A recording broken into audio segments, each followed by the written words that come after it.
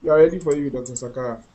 Okay, thank you. My name is Abu Sakara. My full name is Michael Abu Sakara Foster. I was born in Damango in the northern part of Ghana 54 years ago. I'm married. I have four children. My profession has been in international agricultural development over the last 29 years or so. I've worked in very many different countries.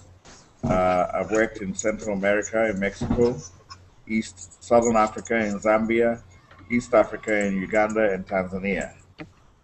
My last position was working as a desk officer for the World Bank in its liaison with the Sasakawa Africa Association on developing partnership programs in Africa. I have since resigned and set up my own consulting firm, which has allowed me more time to be involved with what goes on in my own country. And as a consequence of that, in 2007, I became the first national vice chairman of the Convention People's Party. I continued to work along with many other people like myself, whose parents were involved in the First Republic, either as party executives, ministers, or district commissioners, and we've all wanted to look for a way of bringing the Convention People's Party back into government. The idea basically is that we want it to be a platform on which we can reclaim the vision of the founding fathers to make Ghana a shining example of what we Africans can achieve when we manage our affairs well.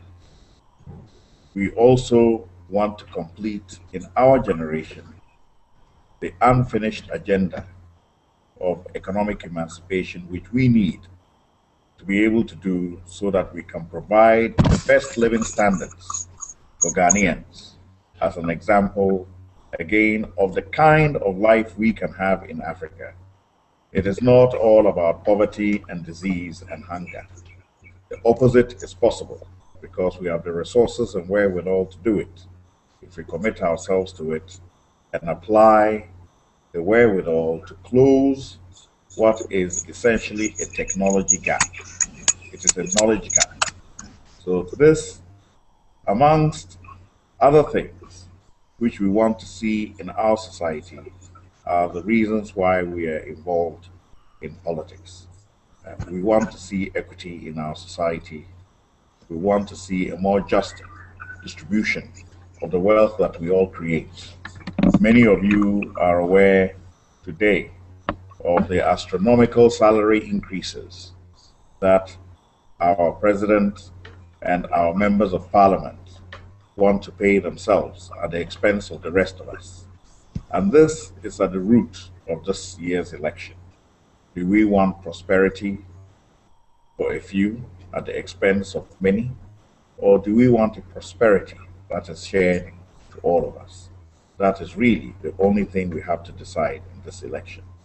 So we're hoping through this conversation with you and many others that we will be able to chart our way forward, a new way forward, leaving behind the acrimony, the politics of insults, the politics of antagonism, leaving behind those things that have divided us as a people in this country for so long, and working on a new platform that reaches across the political divide to bring the best available human resources to build a Ghana that fits the vision of our founding fathers.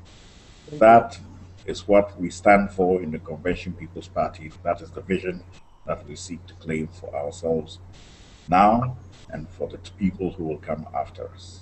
Thank you. Thank you very much, Dr. Sakara. Based on our poll after the IEA debate, you came out as the winner with 41% of the votes. What do you make of that?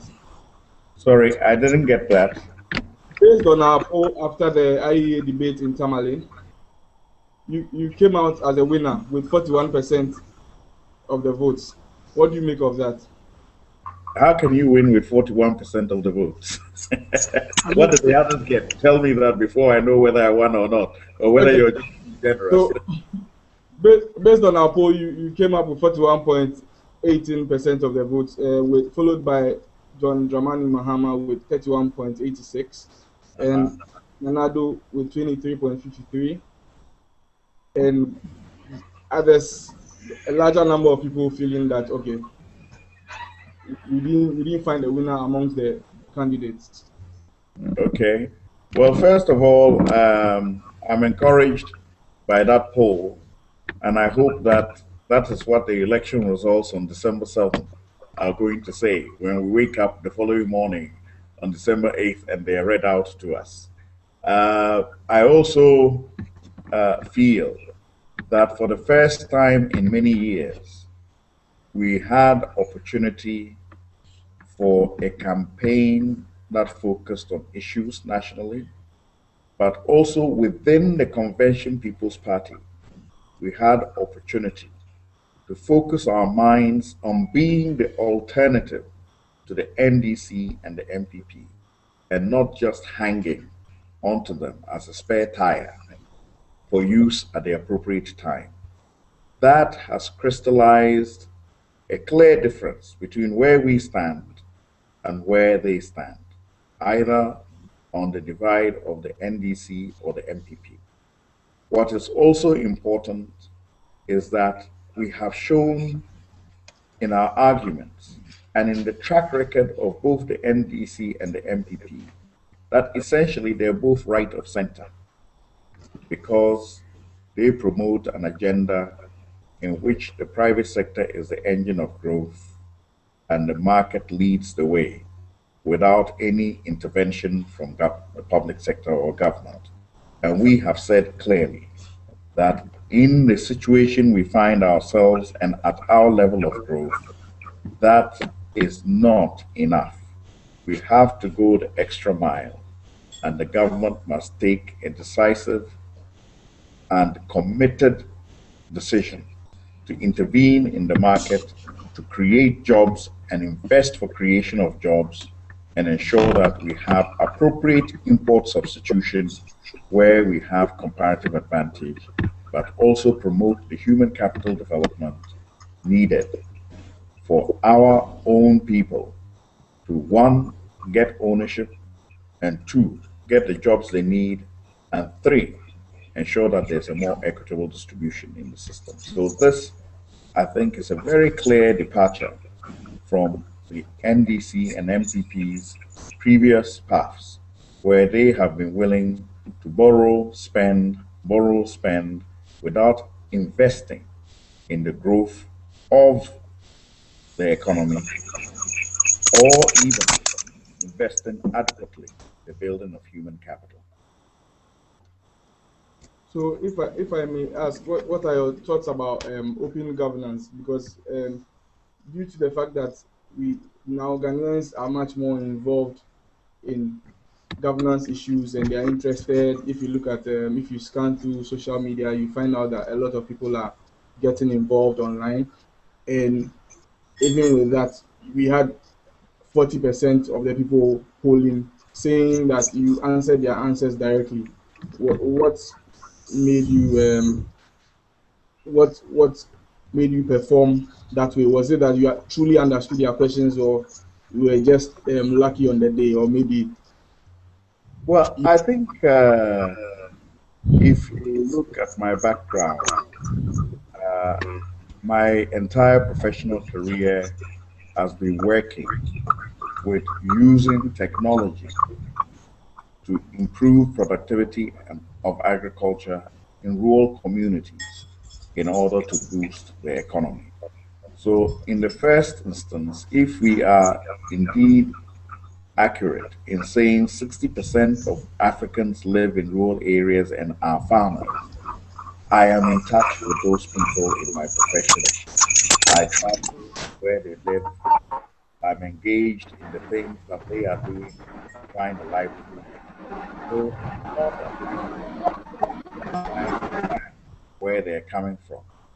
Secondly, if agriculture contributes more than 40% of GDP in most developing countries, then the major source of income and economic growth is in the area I work in. So it is not surprising again that I understand the major issues that affect them.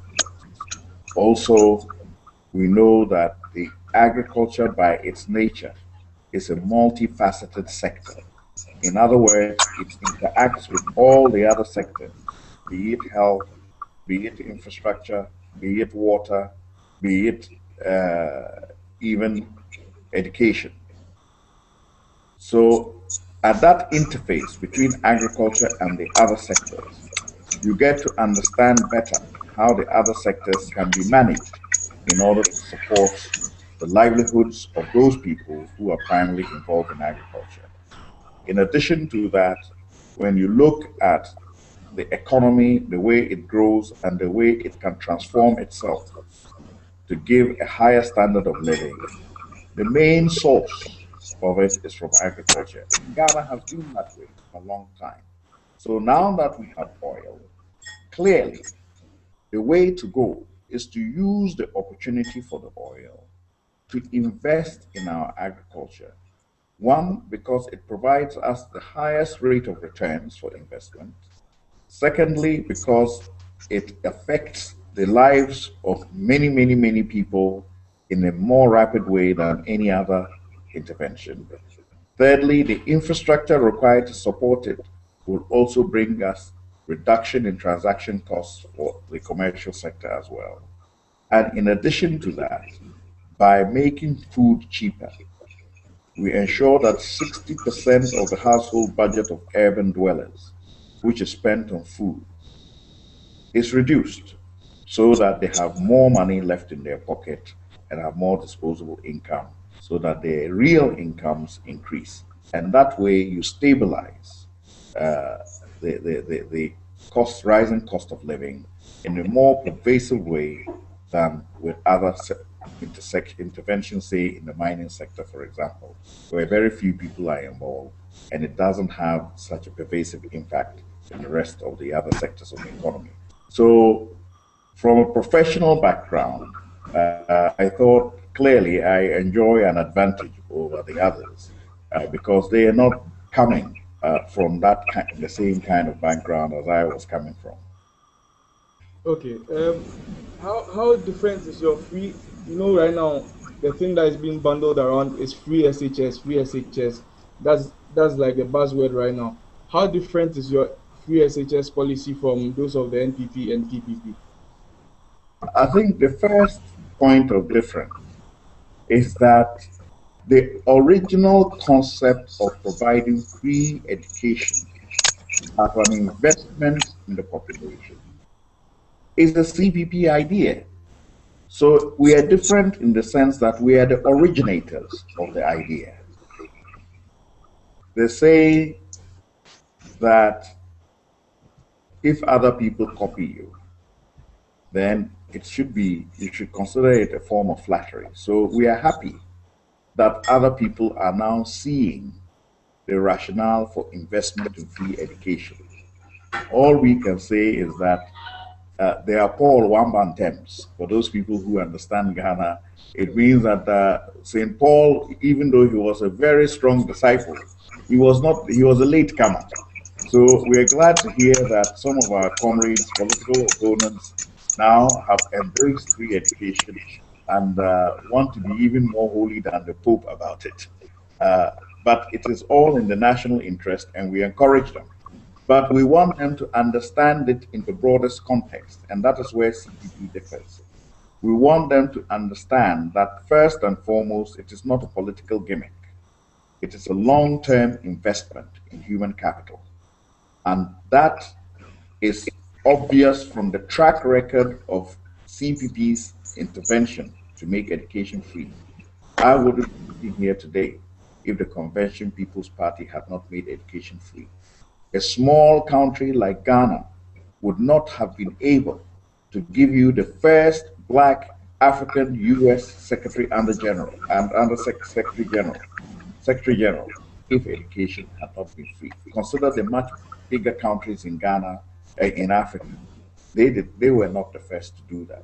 Consider the proportion of our quota in many international organizations, which are always full. The Ghanaian quota is always full in the UN system and anywhere else of international organizations. Why? Because we made those early investments and we are reaping from it.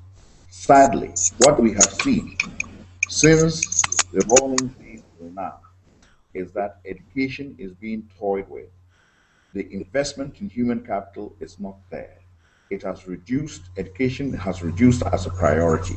And that is why the issue of free education has come up again. Because the products of today's schools, in terms of the quality of the product, lacks something which we feel needs to be restored. So we must begin from the foundation. Now, But what Dr. we are proposing is that you have free education. When you get to the BECE exam, that should not stop you from continuing. Those who pass and go to secondary school can go. Those who do not pass can go to what we call district opportunity industrialization centers, where the emphasis will be on developing their technical and vocational skills. But importantly, there will be continuing education in the 3 R's: reading, writing, and arithmetic on the same syllabus as those in the regular secondary school. So, in essence, it is just a specialized secondary school. So, the first point of difference is that free education up to SHS level for us means that the BECE exam is no longer going to hold back more than 60% of the youth from having secondary education. Secondly, the issue of access. The government already spends a certain amount of money per child. What we are saying is that infrastructure will not be a constraint if we allocate that amount per child for it to be used in any institution, be it private or public. But up to that limit, we will cover it so that people, private schools can rapidly expand and put on additional infrastructure. So we as government don't have to use our money in infrastructure. We use it on the children and the quality of the education. So there we are also different from our colleagues. And what we are saying also is that the issue of free will involve the elimination of all kinds of hidden charges for secondary school that currently, even today, some of the people who can pay but are not able to pay all the hidden charges associated with it. The reason we're saying this is because we believe fundamentally that access to free education up to secondary school is not only a right for each Ghanaian child, but also it is an investment in the building of the nation. Okay, Dr. Sakara. Some people will say that free education in Kwame Nkrumah's time was years ago. We've moved on. That means that funding is going to be a problem. What is your strategy in terms of funding? And are there any plans to revamp the curricula? Because there's a school of thought that our curricula is way archaic and that we are not keeping abreast with times. So, and then I also didn't hear you talk about the tertiary. So, there, my question is, what will be your strategy in terms of funding? And are there any plans to revamp the curricula? And do you have any plans for tertiary education in this country? Okay. First, let us complete the issue of how we make free education possible.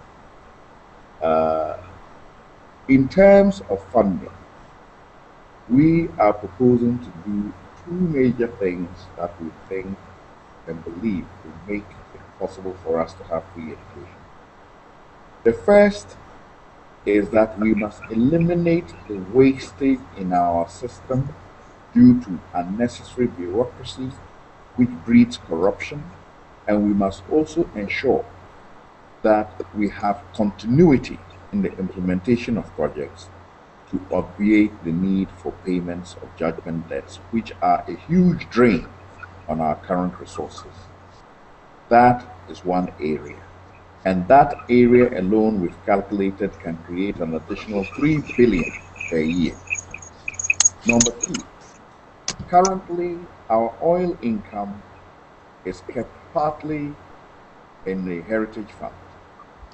There's also another fund that is kept for the National Oil Corporation, which used to be GNPC, to invest further in oil exploration so that we can increase our shareholding in new areas.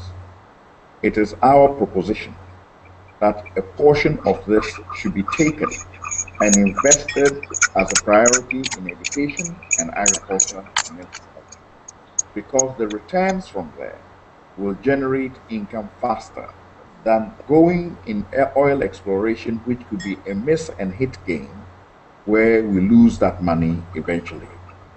So we would want to see first as securing investment in building human capital and then investment in agriculture with that oil money. Ultimately, all these savings and additional incomes will increase the get fund to a percentage that will be able to pay for the free school. We've calculated that we'll need an additional 9,000 classrooms. That infrastructure requirement should not be built by the government alone. We should be able to have a policy of paying per head in such a way that private sector can invest money to create additional classrooms where there are either existing good quality primary schools without secondary schools or where there are secondary schools with limited capacity. In addition to that, of course, we would ensure that at the district level, particularly in rural areas, we build those additional blocks and establish the district opportunity centers at every district level for those who want to go through the technical and vocational training. Now, one of the things that we have said for tertiary is that we shall add on a 2-year course for those who go to the opportunity industrialization centers at designated centers where we will now do more or less a community college so that we don't depend on the path of people leaving their home areas and going to universities in big towns, but begin to create an opportunity for people to have tertiary education in their own communities by having a 2-year additional specialized course on the opportunity industrialization centers, and those ones will be upgraded to community centers. So this again provides us an opportunity to begin addressing the issue of tertiary education and link those to community centers to polytechnics. Dr. Sakara, a question from people following from Facebook. Someone is asking whether when you become a president, what will be your strategy that you're going to adopt to reduce the unemployment rate in the country? Yeah, we have 2 measures to increase and to reduce unemployment. We will have a massive retraining program for SHS leavers and university graduates. That is a short-term measure to ensure that they are retooled and made fit for the existing job market. And whilst they are on that retraining program, which will be free to them, we will ensure that they are linked to institutions and establishments for work experience and training. The second program that we are going to have will be to ensure that we proactively invest in an industry in each of the 10 regions where the agroecology indicates a clear natural resource with a clear comparative advantage that will have significant impact on our economy, either in terms of job creation or even eventually import substitution.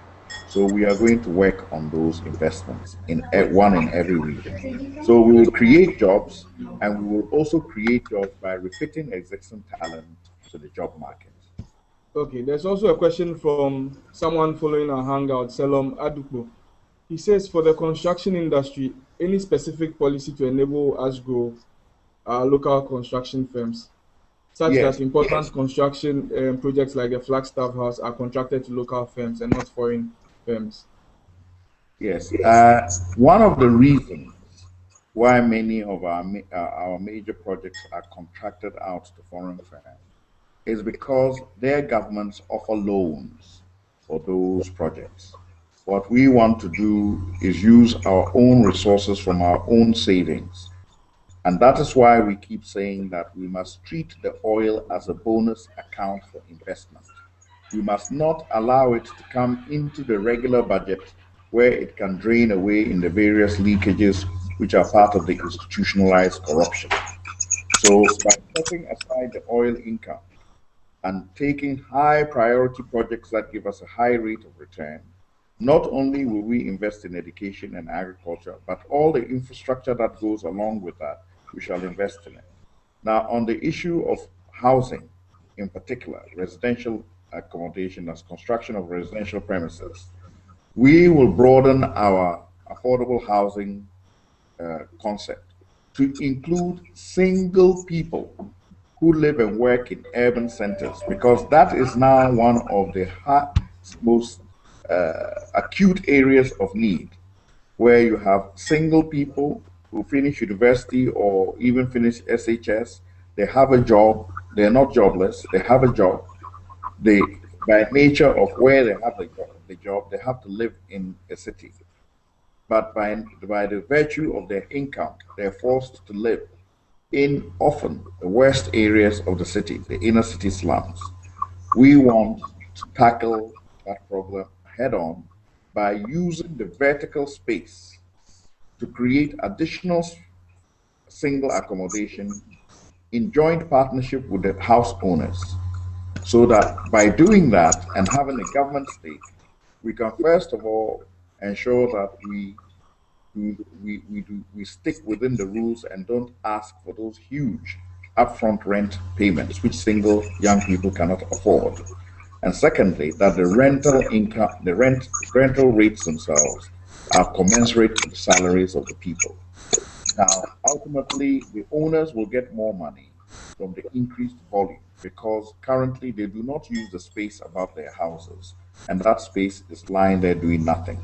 By using that space and co-investing with them, we'll create additional single accommodation. But what is also very important about this is that if we have only the ground floor, second floor, first floor, and the second floor, for every third floor, you are creating horizontal space between the houses that can be used as a road, access road, and around which we can also run the drain pipes for water and which currently don't exist in our inner city areas. There is no way of taking pipe-borne water or any facility in those areas. Somebody's toilet is facing somebody's entrance. It's really quite terrible in there. So we would also be simultaneously addressing the problem of sanitation and access to clean drinking water. So that is an area where we will be working, and we will be doing this with our local contractors from the GRIDA, the Ghana Real Estate Developers Association, as we originally proposed, even before the failed STX venture, that GRIDA should have been the one who should have led this approach, and you allocate the number of units within the means of the private contractors and let them build them. After all, people forget that the highest rise building in Accra for many years was Job 600, and that was built by Ghanaian contractors. Okay, that thank you very much. That takes me to a question from the IEA debate. You mentioned that your government will focus more on prevention and sanitation in healthcare. What specific strategies would you put in place to make that possible? Since Yeah, our health system is set in a certain way and it looks like people have entrenched stance. And so, how are you going to change that? And what will you do as a president? yeah. I think one of the things that we must recognize in the health sector is that health, like agriculture, is also multifaceted. Your health status has to do with how much access you have to food, clean drinking water, and a good place and an environment to live in. So preventive health is the first thing that we have to be worried about. If you don't get sick, you don't need to go to a hospital. We can prevent you getting sick by ensuring that you do not live in a filthy environment where mosquitoes breed, etc. And where you don't get clean drinking water to drink, or where even the pipe-borne water is contaminated because the sanitation system is bad. So that first approach is what I talked about, to combine the urban renewal with providing adequate access to clean water and also improving sanitation. That is number one. Beyond that, we have direct access to healthcare, where in many of our rural areas, the people really don't have any access at all. And they cannot go to the provincial hospitals, not even the district ones. So one of the key interventions which has worked and which we want to build on is the CHIPS, the community uh, hospitals, where small infrastructure setups within communities where people can get basic access to basic healthcare facilities with trained nurses and trained midwives, some of them sometimes even retrained the traditional midwives, and having simple rudimentary facilities that can ensure uh, act, uh, adequate healthcare as a front line for the demand that comes from the rural areas. We need to expand on this. One, through provision of adequate human manpower to man those places and create more of them for the rest of the country to have access to them. The second part that we need to look at is also expand on the basic infrastructure so that we use appropriate intermediate technologies and transport to be able to transport sick people from there to the nearest district centers. Okay. Secondly, we also need to ensure that those compounds at least have solar lighting so that in the middle of the night, when there's snake bites or when there are pregnancies, people can actually see what they are doing. Because many of the problems associated with maternal deaths arise as a result of people not being able to see what has happened and what is happening because there's no light in many of those rural areas. So by having at least a solar lamp and access to maybe electricity to just heat and clean basic equipment and alcohol available to sterilize equipment and strapping to be able to strap somebody down so that when you're transporting them, the shaking does not create internal bleeding. These are the simple measures that could cut down infant and maternal mortality by a very big amount. So we want to put those small things in place, and we consider putting those in place as a higher priority than increasing the president's salary and the MP salaries. And I think they should be ashamed of themselves for proposing such increases. I was actually about to ask you that question. That what are your thoughts on the pay increase for the president and the parliamentarians? So maybe We you think can. those increases are immoral, and that is my shortest description of it. Because in the very first instance, many of our parliamentarians come from rural areas because 275 constituencies, more than three quarters of them, are based in rural areas. Many of them were school teachers and lowly paid workers before they became members of parliament.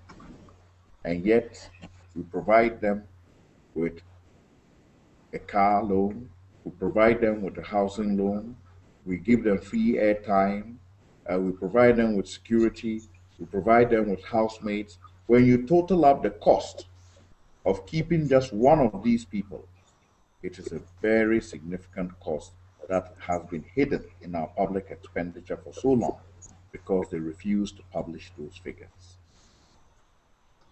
Okay. So we want proportionality. When our coat of arms says freedom and justice, we want the justice. We cannot have a situation where the minimum wage is 300 Ghana cedis. I am being taxed on 300 Ghana cedis for somebody to have more than 21 times my salary. Okay, Dr. 7,200 Ghana cedis proposed for a member of parliament and 300 Ghana cedis for a minimum wage. What Okay, percentage of our budget is spent on this public expenditure? It is a huge proportion of our budget spent on public worker salaries. So we need to have proportionality, and we also need to have value for money. What work are they doing to justify all this money? When you look in parliament most of the time, more than three-quarters of the seats are empty. So how are they earning the 7,200? okay, Dr. Sakara, someone joining the Hangout from the US would ask a question. Jamila has a question for you, so I'll ask her to ask her question.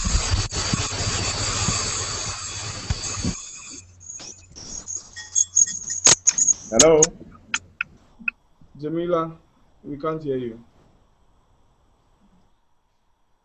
Can you hear me now? Yes, Yes, we I can. can, Jamila. Okay, good evening, Dr. Sakara. Good evening, Jamila. How are you? I am fine, thanks. I just had a question about how you and your government would plan to address human security issues in the sub-region, especially with Boko Haram and what we're seeing in Mali right now with what do they call it, the Tuaregs who are rebelling against the local population.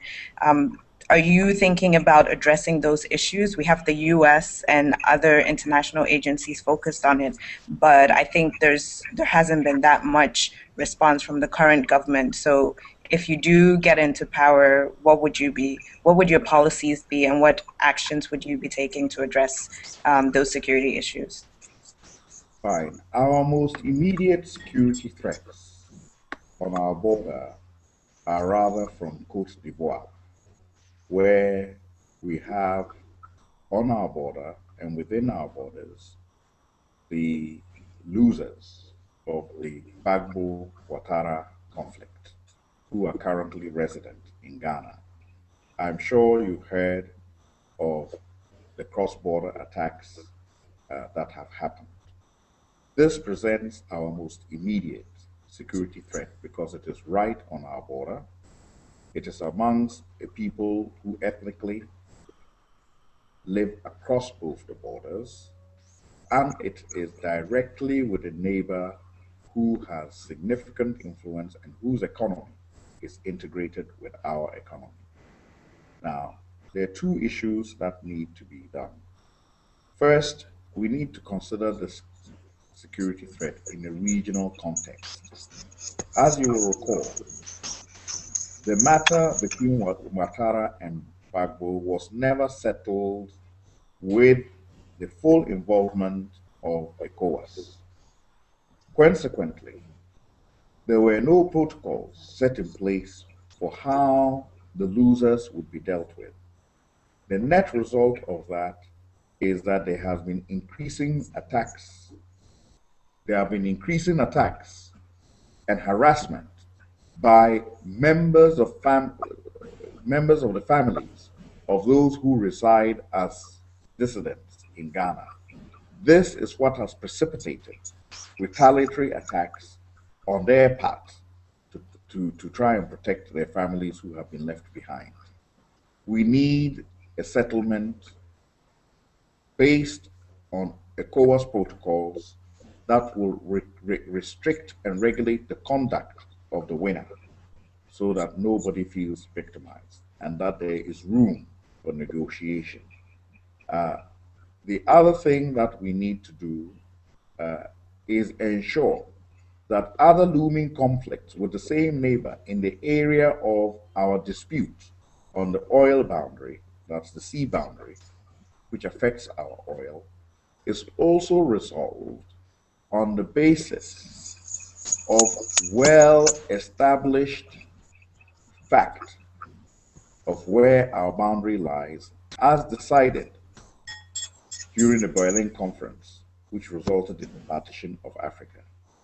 We have accepted at the advent of the OAU that those boundaries will remain our national boundaries in order to avoid the obviously mammoth task of redrawing national boundaries alone again. So, if as members of OAU we have all subscribed to those boundaries, we should stick by them. And any agreements that we have with our neighbor regarding the exploration of oil must be based on a clear recognition of where those boundaries lie. And also, we should not attempt in any way to change the principle of how those boundaries were decided in the first instance. Now, the issue of Boko Haram and the Tuareg is of a slightly different security threat. And thank God, in Ghana, we do not have discord between Christians and Muslims. Neither do we have significant discord between racial types or ethnic types. Those are of the order of magnitude where they have always been managed, and they often occur in the form of chieftaincy disputes, which is really amongst and within people rather than, between peoples. So hopefully, with the level of cooperation across different faiths that has been demonstrated in Ghana, I don't think that we are going to get a security threat emanating from religious discord. In fact, I believe that in this respect, Ghana is a very good example of religious tolerance for the rest of the region. What we would advocate, however, is again more pressure through the ECOWAS mechanism to ensure that the heritage of Africans, which is being destroyed by the Tuaregs, is prevented and halted immediately, because that will be lost forever and it cannot be restored again. And I believe that it is a significant loss that the only visible sign of construction beyond the walls of Great Zimbabwe, of ancient civilizations which have existed in Africa, is being erased in front of our eyes in a modern day world, and everybody sits there watching it. I think that we need to do something about it, if for nothing but for that cause. Where Boko Haram is concerned, the deeper analysis of that problem suggests that the political struggle for power within Nigeria itself initially fed this security threat. And it has grown into something which has become almost uncontrollable. But I believe from recent information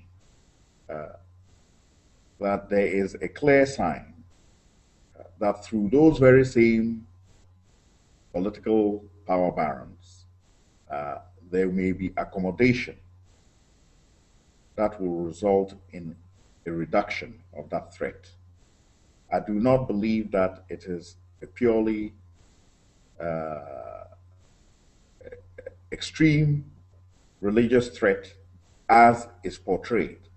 I believe there are very strong political undertones associated with it that are internal rather than extremism which is externally driven. And if we can work on the internal power blocks that are driving that conflict, I believe the external influence will be minimal and people will focus on the bigger picture for building a more stable nation.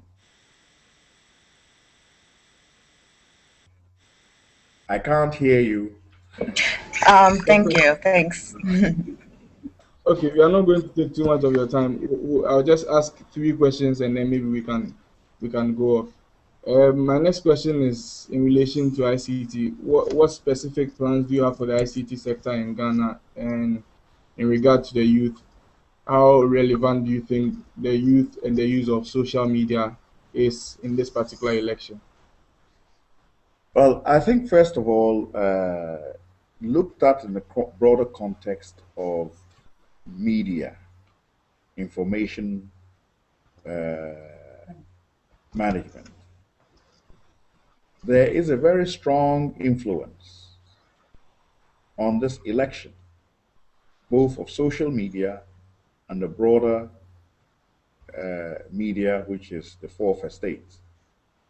First, the whole idea that you can have a live presidential debate broadcast into the homes of many people, where parties with very limited resources are on the same platform to demonstrate what their policies are and what their ideas are and what their commitment is for changing the path of this nation is, would not have happened if it were not for the media. The interest generated out of it and the debate that followed it could not have happened if it was not for the social media.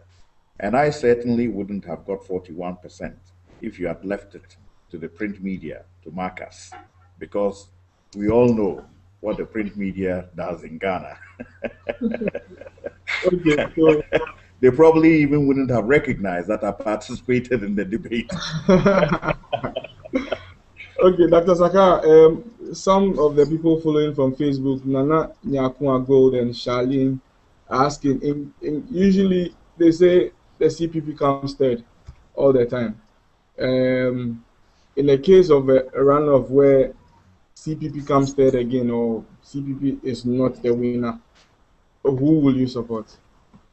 Well, that is a hypothetical question which I prepare to pose in the opposite direction. Because the CPP has usually come third because we've never gone into an election with a determined and committed mind to make our voice heard as an alternative to the two political parties. We've never gone into an election with a successor generation who are determined to chart a new path, not just for the Convention People's Party, but for the country. Neither have we gone into an election before where a crucial decision as to how this election vote goes is going to affect the lives of so many people, many of whom are young people.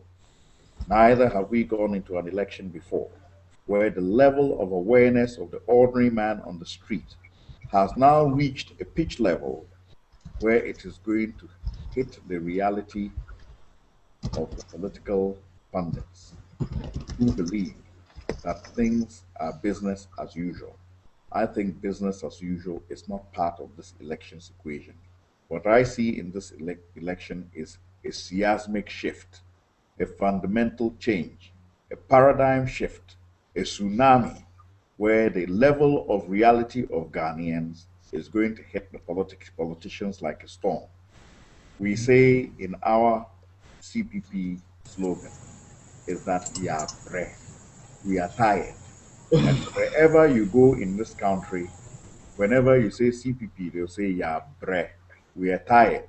Yeah, bre, you see. So they're really very tired, and they're looking for an alternative. And I don't believe that we need gargantuan billboards, ginormous rallies, or we need to shell out thousands and hundreds of thousands of CDs in order for people to vote for us. I think it is enough that our voice has been heard. We hope that we can use other means to get our voice and our message seen in every village. And our campaign strategy has also been different. Instead of going around making noise in big rallies, we have focused on the rural areas. We are focused on the compound houses where Land Cruiser cannot go inside. Not even motorcycle can go inside the compound. So in competing with your political adversaries, you take away their political advantage from them. Face-to-face discussions, community interactions, that is what we are focusing on in this election. And I believe, by God's grace, that the people of Ghana are going to make a deliberate choice. And I tell them it takes only one vote to win this election, 50% plus one. That one vote is your vote. So to make it count, make it have a difference. Okay, so Dr. Sakara, thank you so much for your time. I'm sure we've gone way above the time that was stipulated for this hangout, but maybe we'll just end by you giving us your closing remarks and then we can take off. Well, it's been fantastic to have the opportunity to interact with the 5, 6 of you on this forum. I am hoping that many more people will be watching it on the YouTube as it is streamed live. Whoever is watching this program, wherever you are, I want to tell you that this is your time. This is my time. Those who were born after 1957, who I call the successor generation, this is your time to step forward and accept the responsibility of the mantle of leadership in this country. You can no longer hide behind. At your age, Kwame Nkrumah and his associates fought an imperial power, not just a truculent government, not just a government obsessed with privilege. They fought an imperial power which had resources all over the globe, soldiers on the ground, and had dictatorship in this country in order to obtain for us the key, which was freedom, independence. But they left for us an unfinished agenda, and that is economic emancipation. It is much more difficult because it is less obvious to see. There's the temptation to believe that I am all right, so leave it to the others. But every one of us is in this soup because we're pieces of meat in the soup, and you can't say you won't take the flavor. The flavor can either be tasty or bitter. It depends on how we decide to approach our future in this country.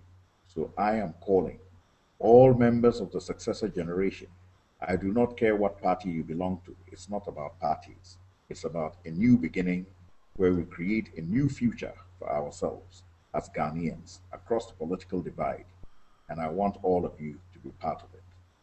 On December 7th, go cast your vote. When you hear the cock crow, a koko, go cast your vote for the Convention People's Party. Go cast your vote for Dr. Abu Sakara, and it will be the new beginning of a new Ghana. Thank you very much. Thank you very much, Dr. Sakara. Okay, viewers, Dr. Sakara is all over the social media networks. You can follow him on Twitter, vote Abu Sakara on Twitter, on Facebook, vote Abu Sakara, on Google Plus, vote Abu Sakara, and on YouTube as well. So you can find him and follow him as well. And you should also follow Ghana Decides, facebook.com/Ghana Decides, Google Plus Ghana Decides, at Ghana Decides on Twitter. Follow Ghana Decides and keep sharing our posts. We are non-partisan, and so we make sure that everyone will have access to every candidate and every party involved in this election. Thank you very much, Dr. Sakara. Thank you very much. Thank you. Thank you very much. Bye-bye. Bye. Bye. Bye.